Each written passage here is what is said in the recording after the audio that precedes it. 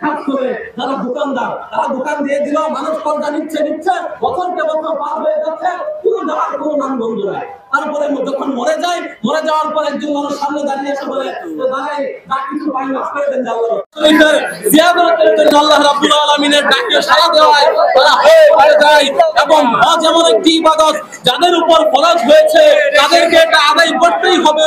যদি জীবিত অবস্থায় করতে না পারে, মরার পরে হলেও তার পক্ষ থেকে সেটা আদায় করতে হবে। এদিকে আমরা যাতে হজকে যাতে ইম্পর্টেন্স দেই, হজের যে গুরুত্বটা সেটা আমরা বোঝার চেষ্টা করি। কারণ কোনো ব্যক্তির উপর যদি হজ ফরজ হয়, যদি হজ না করে তাহলে সেই ব্যক্তি কিন্তু গুনাহগার হবে। আল্লাহ রাব্বুল আলামিন পবিত্র কোরআনে কারীমের মধ্যে বলেন